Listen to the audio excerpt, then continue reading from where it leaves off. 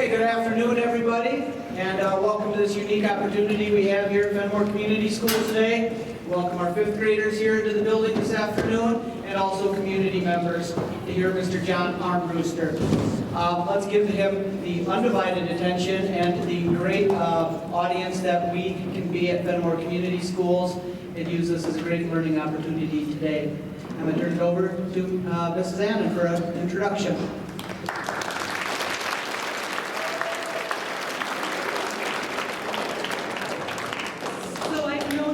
For a lot of years. He and his late wife Carmen were one of my best friends, and his boys were the same age as my older kids. He and his son Joe and my son Philip were besties when we lived in Westby.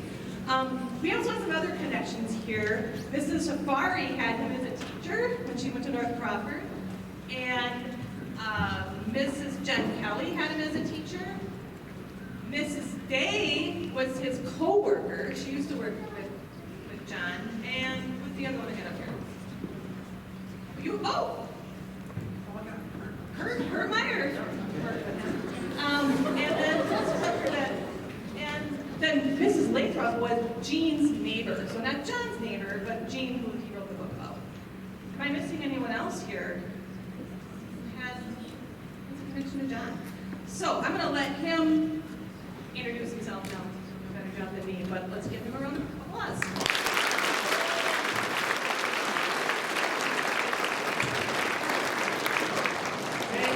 Thank you. Let me tell you how this goes. So, I am right now about a quarter into my 30th year as a middle and high school teacher. So high schoolers and middle schoolers, I get it. Sitting on your butt for an hour might make your butt a little sore. Can you handle it for an hour? I will try and move as quickly as I can, all right? When I'm done with my speech, you can walk around and look at some of my stuff. Those posters back there are characters of the book. There's some actual items up here from World War II that you can read and take a look at.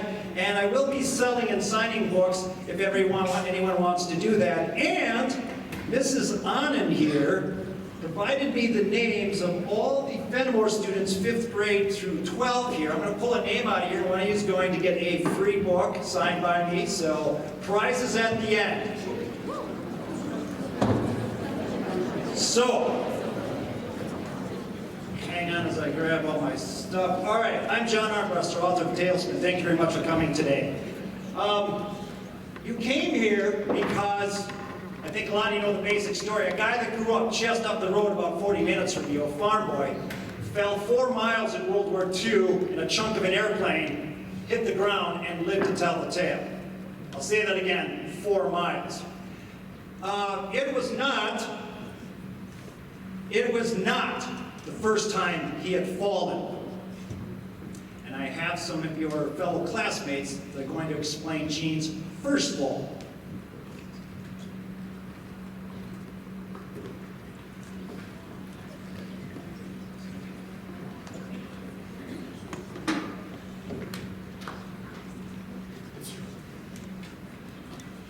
One, two, three. It works. You guys share. I'm going to yell really, really loud. Okay? One, two. Okay, here we go. This is a scene from the book. Falling, hurtling through the air, shock, disbelief, terror. Time really does stand still when you're falling backward through the air. This was not how my senior trip was supposed to end. It's May 1941. The Soldiers Grove High School class of 1941 is just weeks from graduation, and Gene sits in a Minneapolis hotel room, cracking jokes with his buddies during their senior trip. Moments earlier, Gene had stepped out onto the balcony of his room at the Vendome Hotel in Minneapolis. He had never traveled so far from his home farm. He would sleep in his first hotel bed. And tomorrow morning, for the first time in 10 years, he would not milk cows. Suddenly, several classmates barged into his hotel room, sneaking bottles of beer under their arms. What the? How did you guys get beer past Old Man Kraus? Who cares how we got it here? We got it here. Party! It didn't take long for the contraband beer to disappear down the throats of rowdy teenage boys. Then the girls started calling. Hey guys, come out on the balcony. Jean, where are you? The principal, Old Man Krause, had divided the boys from the girls by lodging them in separate wings of the hotel. Just 10 feet of open air separated the boys' balcony from the girls' veranda. Jean and several of his drinking buddies stepped out onto the balcony. Oh my god, you guys got beer? You've got to get over here. Jean, bottle in hand, gazed at the girls. So close, yet so far. One of Jean's classmates, filled with liquid courage, took the dare. He stepped over the balcony railing and leapt.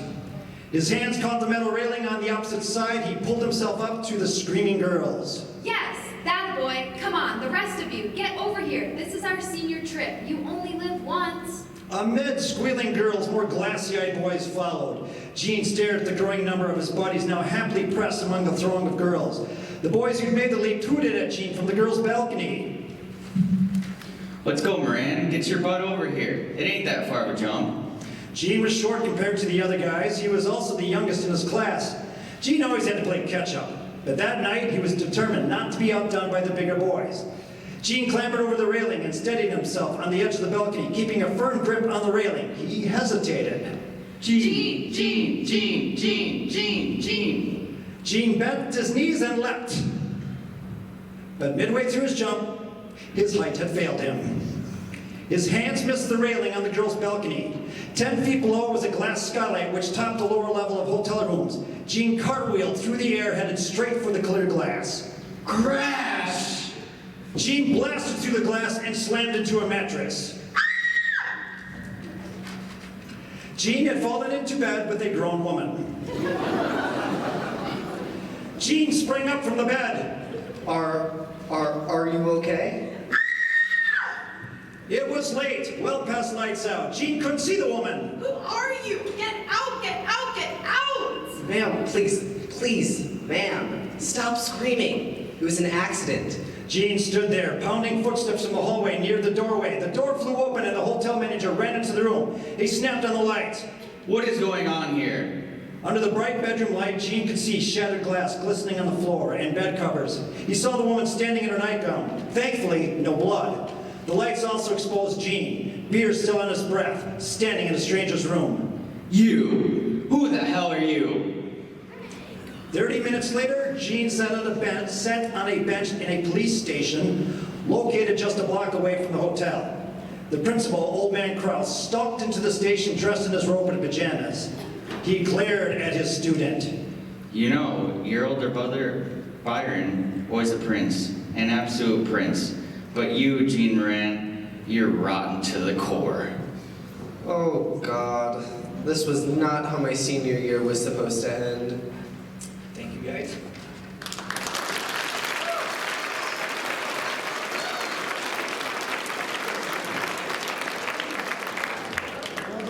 Boy, is Jean in trouble. 3 years later, he's a war hero. Now, seniors of Fenimore, class of 2023, before you start thinking, well, see, partying's okay, you become a war hero. The last two weeks of Gene's senior year, he had in-school suspension. He was lucky to walk at graduation ceremony. One of the sources I had for the story was his sister, who's still alive and in her 90s. And when I asked her about it, I said, so tell me, do you remember when Gene fell and got in trouble his senior year? And she looked at me and she said, those idiots. I'm like, whoa, it's been 70 years. What happened? She said, they wrote us a letter saying we are never coming up there again for your field trip. He ruined my senior trip. 7 years later, she was very bitter about that scene. I first heard about Gene's other fall in 1994. I was a rookie teacher at North Crawford, and you guys know where Crawford County is. We're in Grant County, right?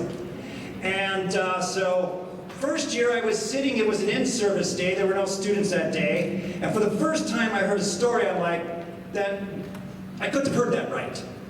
I'm now about to show you an animation of the scene that I heard that day in that school. I want to warn everyone here, I know we have some older people here. There are some combat noises in this video. They're a little bit loud, I just wanted to warn everybody. Give me just a moment to set it up.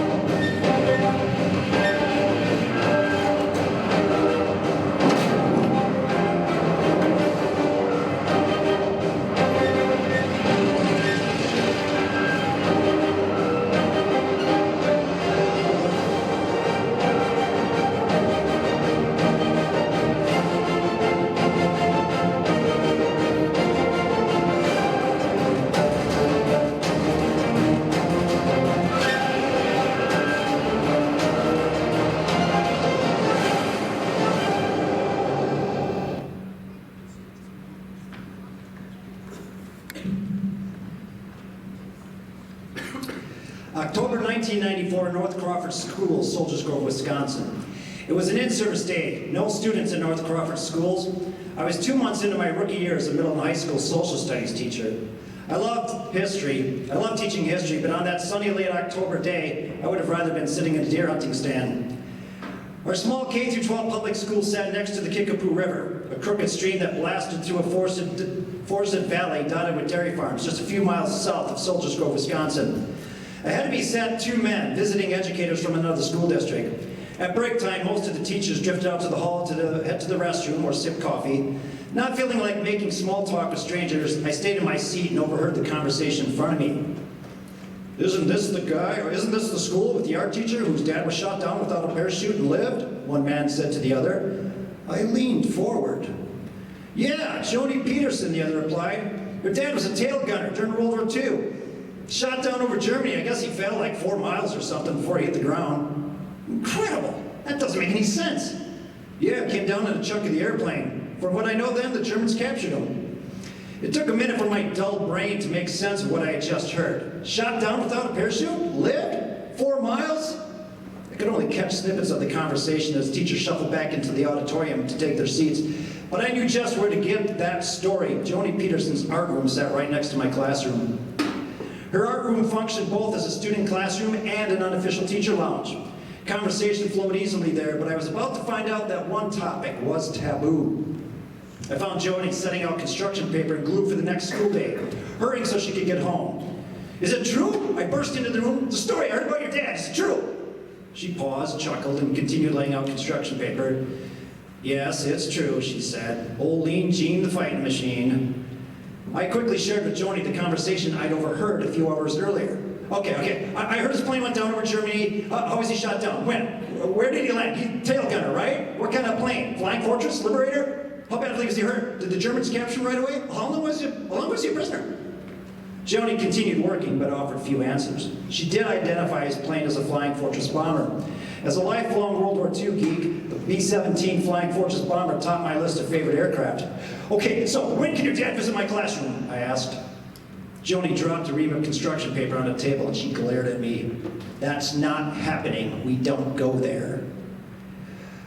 I should have known better. Many veterans don't share their war stories. On top of that, Joni had just lost her husband, a paralyzed Vietnam War veteran, to a heart attack a few months before I was hired in North Crawford.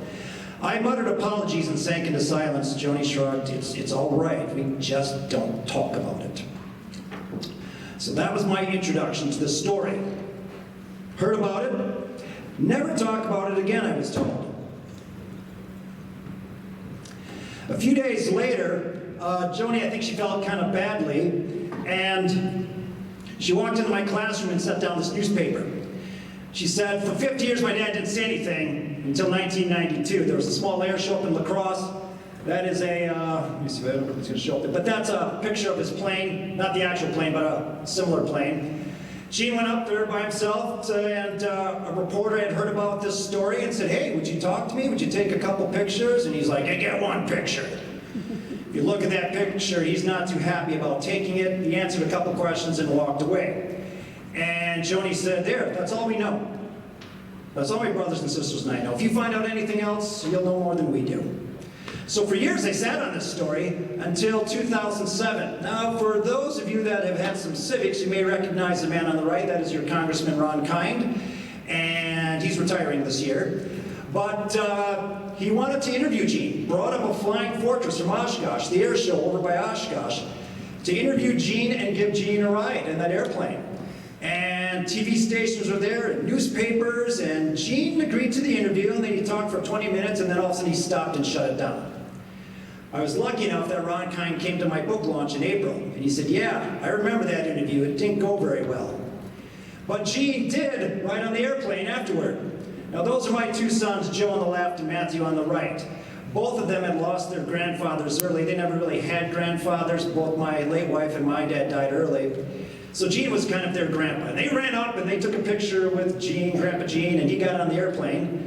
Went for about a 20-minute ride and got off, and the reporters come up to him and they said, so what was it like? What was it like to be on this plane for the first time in almost 70 years? And he's like, I did it for my buddies, that's all those guys back there, and I'm never doing it again. And I don't think he was just talking about a plane ride. I thought, well, this is a story we're never going to hear again. He's taking this baby to the grave. But as the years went by, I told the family, I'm like, you have got to get this guy to talk. This is one of the most amazing World War II stories I've ever heard. There's so much to it. Some of his Legion friends, too, were urging him. And finally, one of the kids of Gene came up to me and said, well, why don't you do it? I laughed. You're nuts. I'm not doing this. Now, I was a newspaper reporter before I became a teacher for about 2 years. And I know, okay, I'm showing off with these pictures up here. I don't normally get front page stories or have my picture. I did a lot of high school basketball games and wrestling meets, little tidbits like that. And I told the family, I'm not writing this book. I said, I wrote high school basketball roundups. I'm not qualified. I don't want it. They went away, and about a month later, it was about the start of school, and the daughter came up to me and said, guess what? Dad is going to agree to do a book. I'm like, whoa, that is awesome. Who's your author? You are. I'm like, no, I already told you that. I'm not going to do this. And she said, Dad's not going to do it unless you do it. Gene and I were friends, but we never talked about the war. I'd watch Packer games with him. We talked hunting and fishing, but we never talked about the war.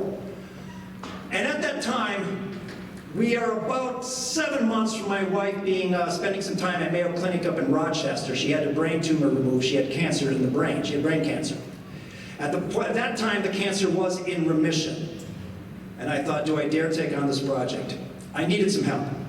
So I went to talk to this man here. Now, I'm wondering, some of the older members of my audience, do you recognize this name or this book? If so, if you could raise your hand, I'd kind of like to see that. So, Ben Logan, okay, cool. Ben Logan is a famous author that lives in Crawford County, or lived in Crawford County, also a World War II vet. And I was lucky enough to get to know him. I went to see him in a nursing home. He was in his 90s and at the end of his life, and I asked Ben for advice. Can I do this? I don't think I can. And he said, Gene's story deserves a book. You can do this. And he told me how to interview veterans. He said, you know, don't talk about the war right away. Talk about farming, talk about hunting, talk about baseball, fishing, the things he loves. Later get to the war. If you hit a nasty story that he doesn't like, back away. Don't push him. Maybe he'll come back to it. And then all of a sudden, Ben got real quiet. Now, Ben was a World War II veteran himself. He was in the Navy. How many of you ever seen that movie, Saving Private Ryan? That opening scene, you know what I'm talking about?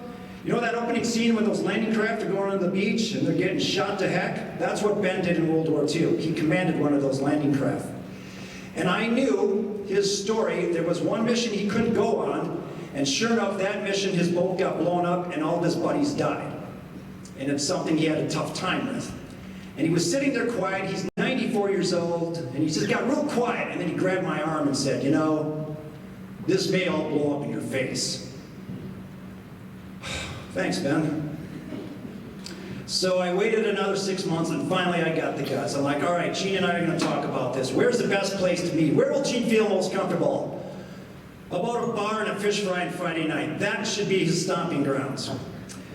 So, very nervous. Decided, all right, let's give this a try. Let's see if this is going to work. Ready, guys?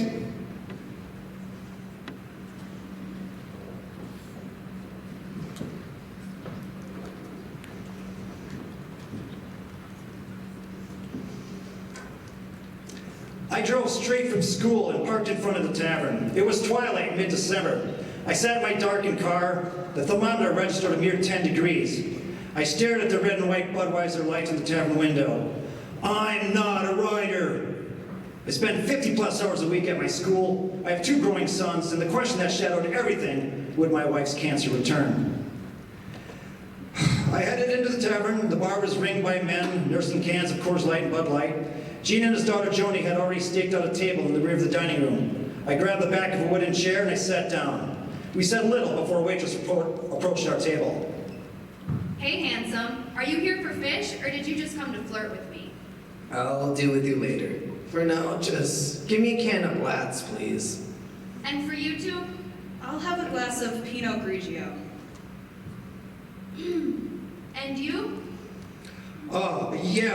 Sorry. I'll have a bottle of Spotted Cow. Alrighty, folks. I'll have those back in a jiffy. Then I'll take your order. I sat stone-faced. I never had a problem before coming up with small talk with Jean, but tonight, only Joni felt like talking. Well, Armbruster, do you have your Christmas shopping done for the boys? Is Santa finally going to spring for the PS4 this year? I was thinking more about a spool of twine and a bag of rocks. Ah, humbug, you grumpy Scrooge. Here's your blats, sunshine. You're rather quiet tonight. That's because I'm hungry, Gabby. I'll have a bowl of the seafood chowder. I'll have the fried cod and a baked potato. Hello? Anyone there? Your order? Oh, yeah, me. I'll have fish. Fish fry and a potato. Baked potato, sorry. See, that wasn't so hard, was it? I'll be back with your food right away. Oh, God, I managed to order fish. Good. And a baked potato. Potato. How do you spell that? Does it end with an E? No, focus. There was no more avoiding the elephant in the room anymore. Jean wasn't talking, it would have to be me. Jean, I was thinking about starting, could we do interviews with you right after Christmas, maybe on Thursdays, after I'm done with work? For just an hour or so. I'd come to your house, of course. Will that work? That would be fine, John. I'd like to get in as many interviews as I can before spring. Spring is always so busy with the boys and all, and as soon as school is out, we can pick back up with the interviews in the summer. What do you think? That would be fine, John. No, I just want to start talking mostly about growing up on the farm. The farm where you went to school, like baseball, fishing, hunting. We can move on to the war later. I don't talk of Jean's childhood would put him at ease, but I could sense Joni getting restless. She and her brothers and sisters had waited all their lives to hear their father's war story, and here I am talking about fishing and hunting. Dad, there's so much you haven't told anybody. The guys on your plane, your missions, what happened the day you were shot down, how the Germans captured you. I cleared it, Joni, hoping she'd get the hint to slow down. But a dam had broken in her mind. She pressed on, firing questions at her father. Dad, you're not getting any younger. We know nothing about your time as a prisoner, where you were, how you were liberated. I screamed inside my head, Jesus Christ, Joni, shut up! You're moving too fast. And that ship ride when the Germans shoved all those prisoners into that ship, we know nothing about that. I glanced over at Jean. He stopped eating and slowly set his fork down. He set both of his arms on the table and sat back in his chair, his eyes fixed on Joni. I didn't like what was happening. Joni's mention of that ship had stirred something in Jean. There are some things that are never going to be in any book. Nearby diners stopped talking. I sat in silence. I recalled Ben Logan's warning to me just 5 minutes into this book idea, and it was already blowing up in my face. Jean, this is your story. We don't have to do this. I watched Jean quietly pick up his can of Blatz beer, take a sip. He studied me for a moment. John, if we don't do it now, it will never happen. Thank you, guys.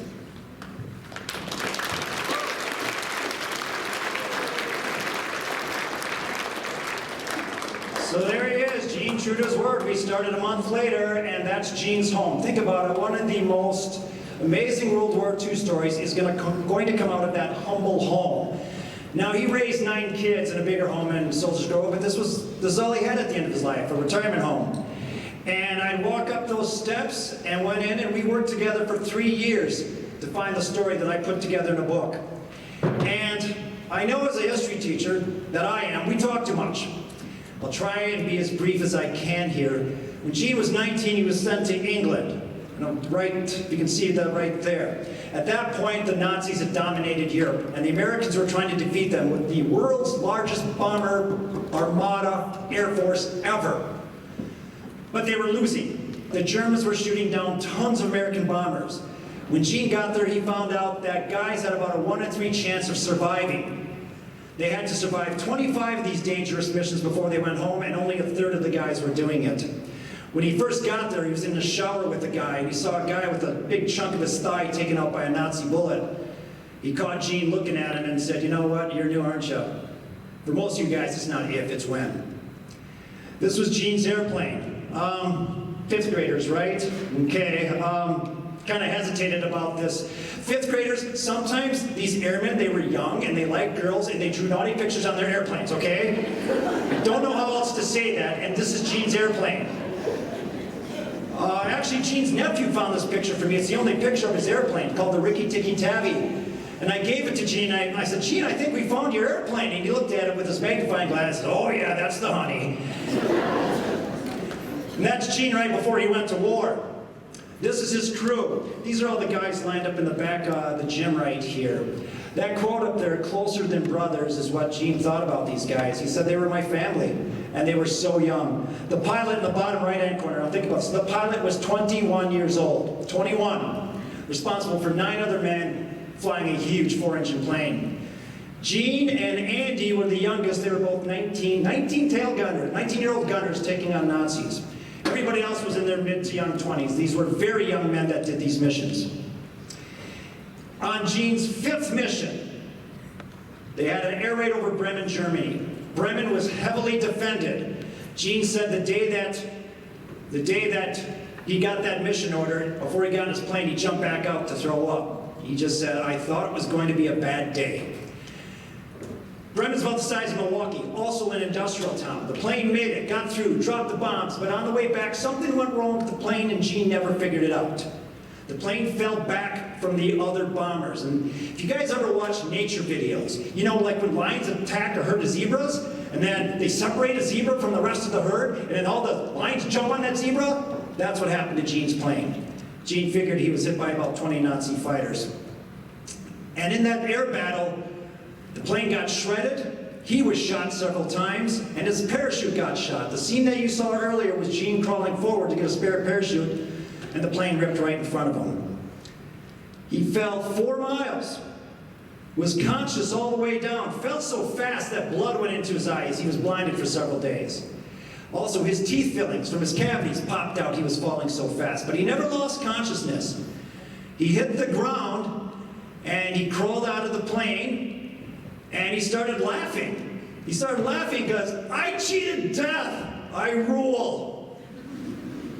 And then he felt something weird up by his head, and he went up to feel his head. Now, when you get shot down, you're supposed to escape, you're supposed to hide, but he felt his head. He had about an 8-inch gash in his head. He felt it, he could feel his brain. He had an open head wound, and he's like, I don't think I'm going anywhere. And at this point, I think I'm gonna let Gene's voice tell you the story. And we got a little bit of a tech issue here. If it doesn't work, I got Brennan gonna help me out here, but I've got some actual quotes from Gene from here.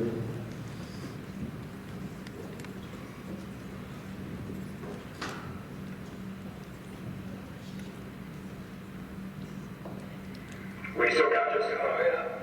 Were you stuck up there? No. I couldn't. I did. Sat in the van. I caught it on the upswing. I caught the tree. You caught the tree, yeah. You know, they said lay in a tree. I didn't lay in a tree. I lay against the tree. You lay against the tree? Against the tree on the upswing of the... Okay. When you were twisting after coming to... Yeah. And this open part was down on the ground. Okay, that was second. I crawled out the open part. Because then this open part dropped right down on the ground. And then the open part got slid into the ground. And I got turned around and crawled out. By that time, the freshmen were there. That fast? Yeah. Oh, well, they were watching the whole thing. And how quickly between the time you crawled out and the freshmen were there? Well, it could have been over 5 minutes. 5 minutes, they've been watching. They've been watching. They were just gabberment going on, pointing at the sky, pointing at me, and pointing at the tail of the plane.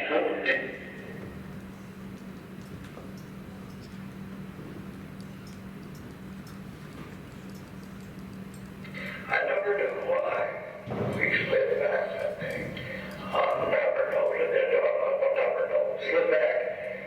We were right up in formation.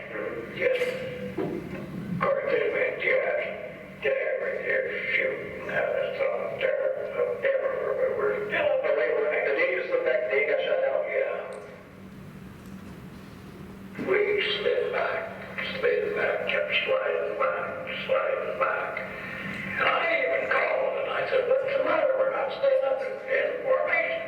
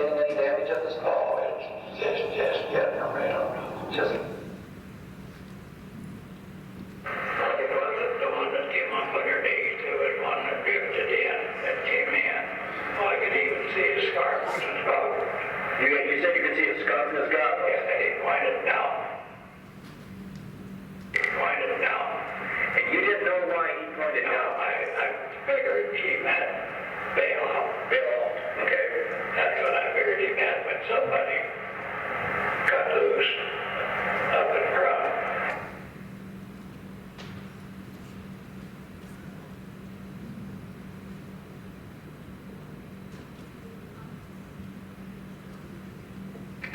But you gotta remember, I got a bone sticking out of this arm.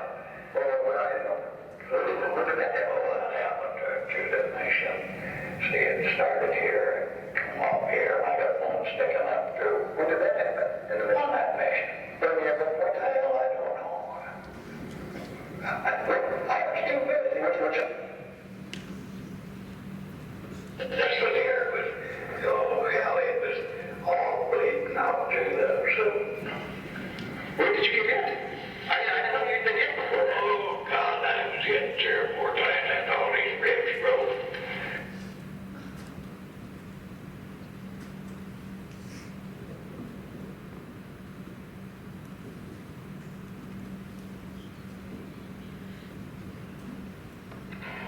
And then I started to crawl up to get, I had a chest shoot laying right in front of the tail wheel. Then I crawled up to get that almost, and this started down, and you can't move. It's broken too, and I'm looking right out into space. It all started in July of 1942 when Gene went to Madison on his 18th birthday to sign up for the Army Air Corps. But the all-volunteer Air Corps required parent permission for anyone under 21. Gene's mom refused to sign his enlistment papers. She did not want him to go to war. So Gene forged his parents' signatures twice. His recruiting sergeant wasn't fooled either time. He said, young man, he said, you come back with any more of these forged papers. And he said, you won't need that to worry about going into service. He said, I admire you for wanting to get into service this bad. But he said, you forged any more papers. And he said, I'll have you put for, you won't need to worry about the service. So, The guy was threatening to take him to jail if he brought any more forged papers into that office. So what did Gene do? He went home and lied to his mom.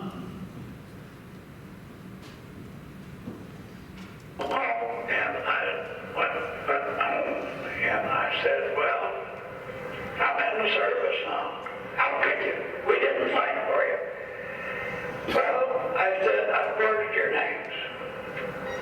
Well, we can get that wrote. No, I said, you can't. I'm already sworn in, and I wasn't. Lies, lies, lies. But I said, you'd make it a lot easier for me if you would sign these papers in case they ever come back and check on them. Well, you're not determined to go and get yourself killed. We'll sign them. Again, they were fake papers, but he got in.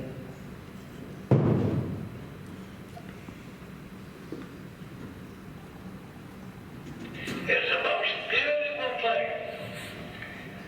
to go up and get about them clouds and see the sun. Oh, and look at you like a city. That is the most beautiful thing that I have ever seen in my life. Your oxygen working.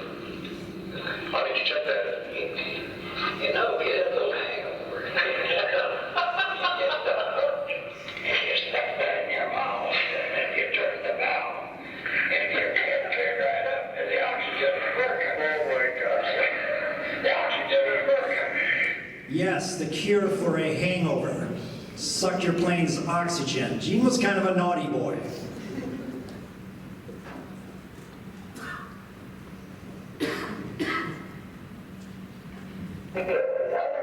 We called everybody by our first name. You did, officers too? Oh, yeah. There was no good. We were a family. A tight family. What made you guys such good friends? If they didn't live, you didn't live. Okay. And I could have played many, many other quotes. He's quite a character. We had a lot of fun. Some of the interviews were difficult. One day I said to Gene, I said, we need a field trip.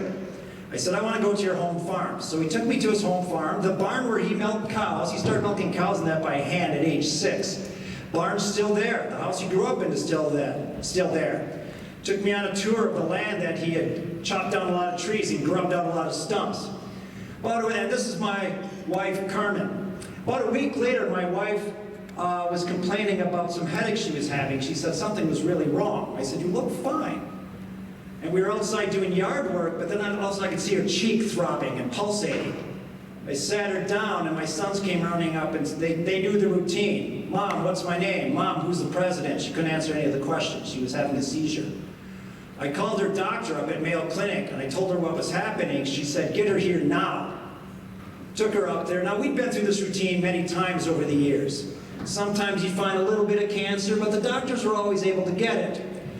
And they put her latest brain scan that day up on a screen like this. And it was her brain, and it lit up like a Christmas tree. There were cancer tumors and lines of cancer everywhere. And I looked at the doctor and I said, we really don't need you guys anymore, do we? And he said, no, you don't. My wife died 6 months later, and I thought the book was done. I had 2 young boys that were in middle school at the time, and now I'm a single dad. I can't do this book. But I couldn't give up on it. So I went to the UW-Madison's 30th Annual Writers Institute, where I met real writers, like this person right here that wrote 5 books. I was a rookie. I didn't know anything about writing book. I could barely spell book. But I needed help, and I met this woman there, and we had to send in our chapters that we'd written. I'd only written 1 chapter. I'm like the kid in school that doesn't do his homework. And it wasn't that great of a chapter, but she looked at it and said, I want to help you with this book. She chose me out of 25 people, and she said, we're going to do this. You're going to get a real publisher. We're going to make this a real book. But she said, good books take time. She said, this is going to take you 5 to 10 years if you want to do this right. That very day, I met this woman who would help me with my book. She's my editor. Jean had a heart attack. And coincidentally, went to the Madison VA hospital. The family calls me. Dad had a heart attack. Oh my God, the guy I'm working with to get this book out. Did he live? He's alive, but he's in the hospital. Can I go see him? Well, check with the nurses. So I rush to the hospital. It's only a few blocks away. I go into his room expecting to see Gene on his last breath, hooked up to tubes and machines. I walk in and I see this. Yes, that is Miss Wisconsin and Miss Teen Wisconsin, beauty queens. I walked in and Gene goes, hey John, get a load of this. You dog, you are 88 years old. Then I sat Gene down and I told him, I said, hey, someone wants to take our project down and make a real book out of it, but they said it's going to take 5 to 10 years. Gene's 88, just had a heart attack. Gene knew what I was talking about. I said, Gene, this is your book. We'll do it your way. He said, John, if I don't read it down here, I'll read it up there. So we went ahead and did it.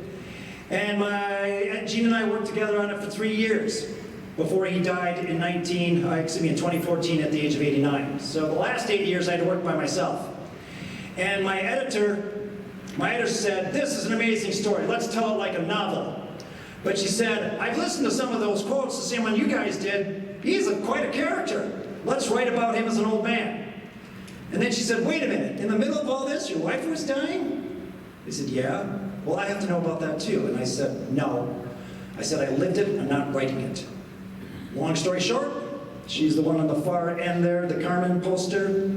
I decided to write it. Carmen and Gene were very good friends. So it's a very unique World War II book.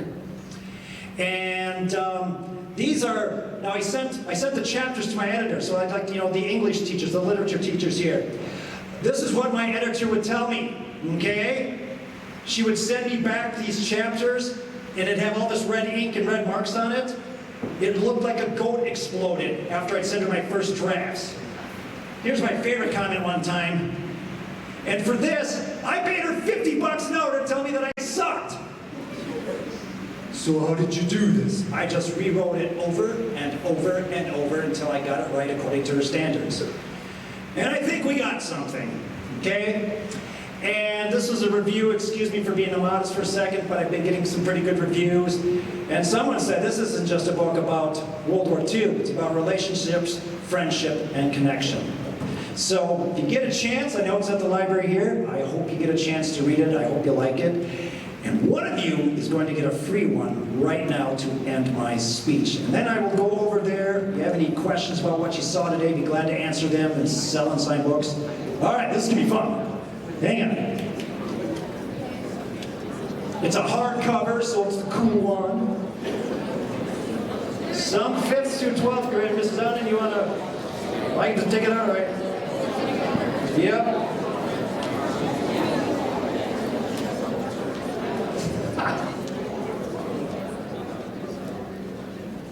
Okay, you see it?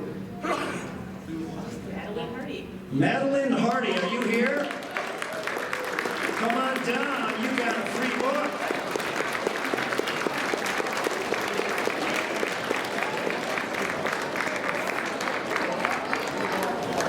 Here, I'll meet you. What grade are you in? 8th grade? Wow, I teach 8th graders. This is awesome. Thank you very much. Congratulations.